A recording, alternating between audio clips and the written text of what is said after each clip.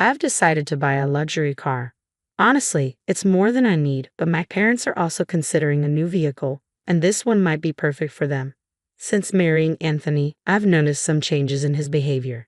He's become more self-absorbed and, surprisingly, even a bit envious of the nice car my parents gifted me. I'm starting to feel fed up. My name is Emma, and I'm 29 years old. I met Anthony back in college, and we've been married for 2 years. Anthony's a socialite, charismatic, and well-liked, while I'm more reserved with a close-knit group of friends. Our relationship started off unexpectedly. It grew through shared classes and study groups. His interest took me by surprise, and when he asked me out, I was thrilled and accepted right away. That was the beginning of our journey together. Anthony's charm, relaxed nature, and dedication to his studies drew me to him. He was surrounded by friends and knew several stylish, attractive women, so I figured he'd have no trouble finding the girlfriend if he wanted. Once I asked him nervously if he really thought I was the one for him. His reaction threw me off. He looked surprised and asked why I would ask that. Feeling insecure, I just wanted reassurance, but after a thoughtful pause, he simply said he felt comfortable with me. It wasn't the heartfelt response I had hoped for, and before I could process it, he became engrossed in his phone. Not wanting to push the issue, I changed the subject and apologized, though the doubt lingered. On the surface, our relationship seemed fine. We graduated, got married, and settled into a condo. I landed a stable job while Anthony continued with graduate school and worked part-time. When I shared news of our engagement with my mom, she was ecstatic, admitting she'd started to wonder when I'd introduce a boyfriend. I felt a little guilty for not telling them about Anthony sooner, but my mom, knowing my independent nature, was just glad I had someone who cared about me. My parents have always been my role models. Like us, they met in college and have maintained a deep love and respect over the years. My dad climbed the corporate ladder while my mom followed her passion for cooking, eventually teaching culinary classes. They've always honored each other's independence and supported each other's dreams, and I want a marriage as nurturing and supportive as theirs. Growing up in a financially comfortable family, I learned the importance of independence early on. This influenced my choice not to follow Anthony into graduate school. I wanted to carve my own path. My dream has always been simple yet meaningful, to create a family environment as warm as the one I was raised in, complete with a loving marriage and perhaps children someday. But as we settled into married life, things started to change. Anthony's financial contributions were minimal while he focused on his studies and part-time job. One day, I brought up the idea of him contributing a bit more towards our expenses. His response was dismissive. "I do contribute, Emma. Didn't we agree you'd cover the living expenses when we moved in?" His words left me uneasy. Anthony's dream of becoming a professor was clear, and I admired his dedication. But as he pursued his career, I felt increasingly burdened by our finances. Despite my assurances that I could manage with my stable income, his curt retort made me wonder if we were truly working as a team. When I first brought it up, I stammered, giving a feeble agreement, unsure how to push back. He sighed heavily. "You wouldn't understand, Emma. Being a graduate student is expensive." Then, almost as an afterthought, he added, "Oh, and I need $26,000 for a research trip. Can you lend it to me? I'll pay you back." His requests for money became more frequent, and the tension in our relationship steadily grew. Anthony often stayed out late, leaving me alone with meals that went cold and unanswered phone calls. Yet whenever he returned, his mood was upbeat. He'd casually compliment my cooking or suggest spontaneous plans, making me feel valued for a moment. These fleeting gestures of kindness gave me brief glimpses of the joyful marriage I longed for, pushing me to avoid the deeper issues between us. But despite my efforts, feelings of loneliness and anxiety became my constant companions, caught in a cycle of temporary happiness followed by long periods of isolation. I struggled to confide in anyone about my feelings, especially my parents who seemed so happy for us. But they likely sensed that something was off. After a long time away, I visited them, and my father suggested I stay for dinner. My mom went all out, cooking a meal filled with warmth and welcome. During dinner, my father mentioned that Aunt Margaret had recently visited. "She was asking about you," he said, describing her as spirited, ambitious, and fiercely independent, the very traits that define her. "I'll reach out to her soon." "Thanks, Dad," I replied, feeling their gentle encouragement to reconnect with family. My father shared fond memories of Margaret, recalling how she often joked that Anthony had whisked me away. "Margaret? who had never planned to marry herself, had always been more of a mentor than just an aunt. I could talk to her about things too complex to bring up with my parents, and she'd always understood me deeply, providing advice and support whenever I was navigating new chapters in my life. Though I'd been hesitant to open up to Margaret about my relationship with Anthony, my visit to my parents sparked a desire to reach out to her. A few days later, we met at a cozy cafe. Margaret, ever so stylish, greeted me with a warm look and offered a bit of fashion advice. "Marriage is more than just the ceremony, Emma," she said, smiling as she sipped her tea. "It's important to feel confident and keep up with yourself. Your appearance says a lot about how you feel. Take care of it." In that moment, I realized I'd been neglecting my interests and quickly apologized for losing touch. Margaret chuckled, saying, "That's just like you, Emma. It's good to be earnest, but your timidity likely comes from not stepping out enough." Hearing about Anthony had made her happy. She thought I was finally ready to move forward. We hadn't spent a day just relaxing together in such a long time, and the beautiful weather made our outing even more delightful. As we settled on the cafe's sunny terrace, I felt at ease enough to open up about my concerns with Anthony. At first, I thought that even someone as reserved as I am could make things work with him, but recently, I was beginning to have doubts. Margaret listened quietly, her gentle nods showing empathy. When I finished, she softly asked, "Have you shared any of this with your parents, Emma?" "No," I admitted. "I was hesitant to tell even you today. I didn't want to seem vulnerable. I felt like I needed to handle this on my own to prove my independence. If my parents knew, they'd probably insist I move back home." Margaret respected my choice to manage things alone but offered reassurance. "If you ever need help, I'm here for you, Emma. I'll support you no matter what." About a month later, my mom called, casually saying, "Whenever you're free, could you drop by? Nothing urgent." Since I had the next day off, I decided to visit. As I approached their house, I noticed a new car in the driveway. I gasped, excitement bubbling up. "Is this car new, Dad? Did you just buy it? Can I take it for a spin?" With a warm smile, my dad reassured me, "This car is yours, Emma. Use it however you like. We thought it would be useful." My mom added softly, "We remembered how much you liked this model when you saw it in an ad. We thought it might cheer you up, especially since you've been going through a rough patch." Their thoughtful gesture, a shiny new SUV from a renowned international brand, filled me with an overwhelming sense of support and reminded me that, no matter how hard things got, I always had a place to come home to. Dad even arranged a parking spot near my condo. I was deeply moved by their generosity. I laughed in disbelief, struggling to comprehend their kindness. Later, as I drove downtown, I pulled out the car keys and pressed the button, watching the SUV's lights flash brightly. That's when I heard a familiar voice behind me. "What's with the new car?" Anthony asked. I turned, stunned to see my husband, who had been absent for ages. His sudden appearance left me speechless. He looked at the car, a smug grin spreading across his face. "A gift from your parents?" Every time I faced Anthony, words seemed to catch in my throat, but I was exhausted from feeling small.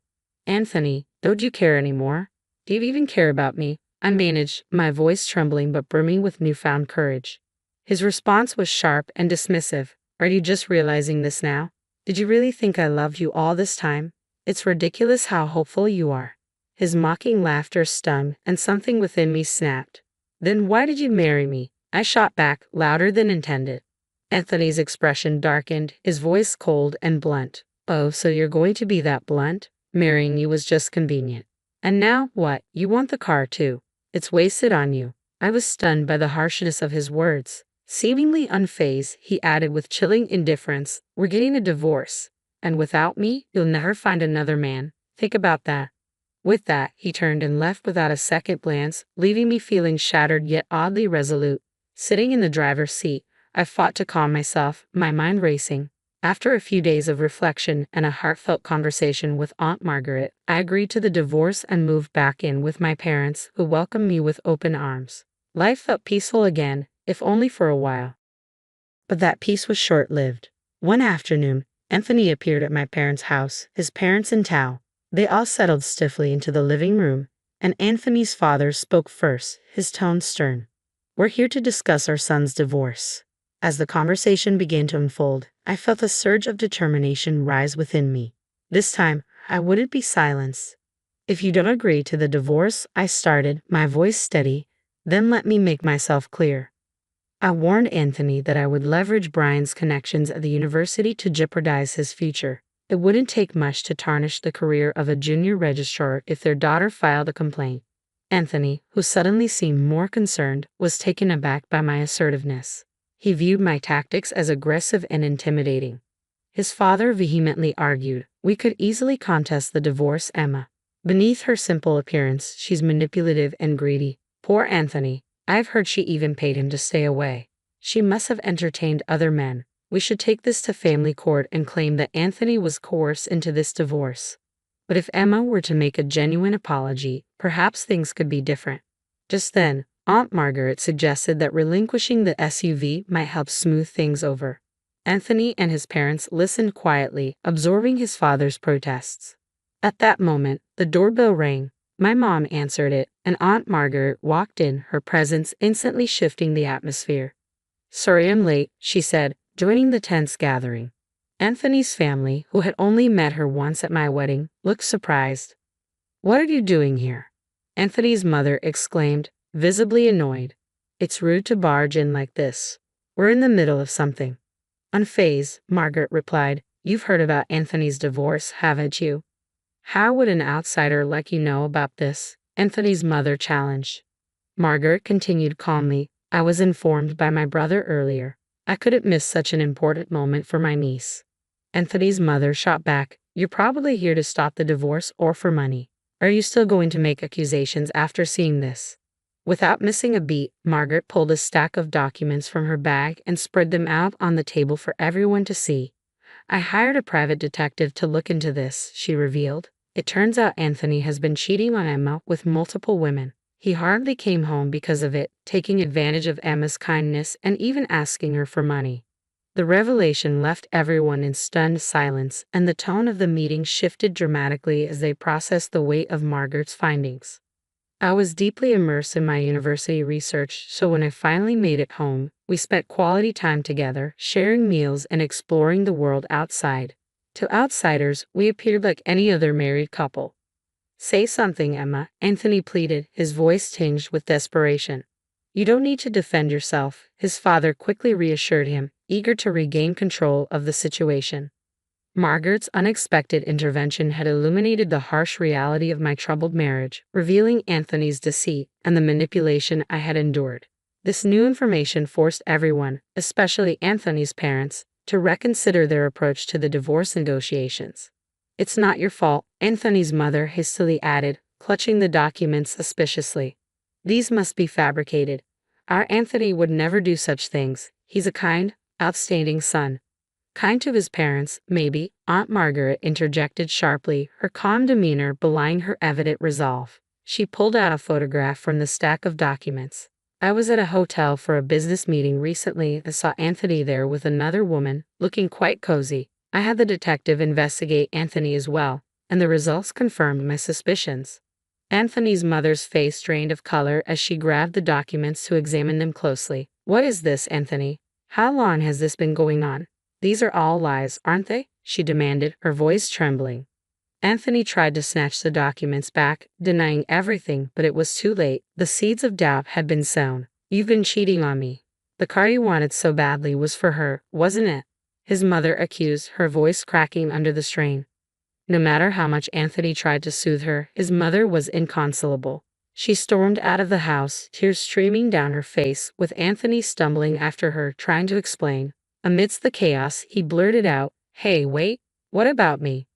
As he followed her, bewildered, the rest of us were left in stunned silence. Aunt Margaret, however, wore a satisfied smile and gave me a knowing wink. It was clear she had anticipated this dramatic turn of events and the revelations that would follow.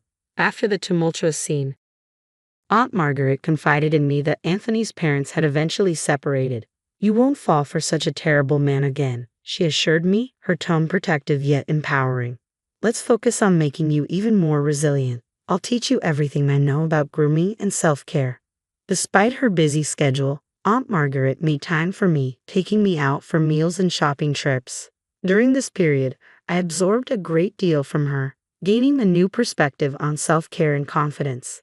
Her guidance not only helped heal my wounds but also equipped me with the tools to build a stronger, more confident self.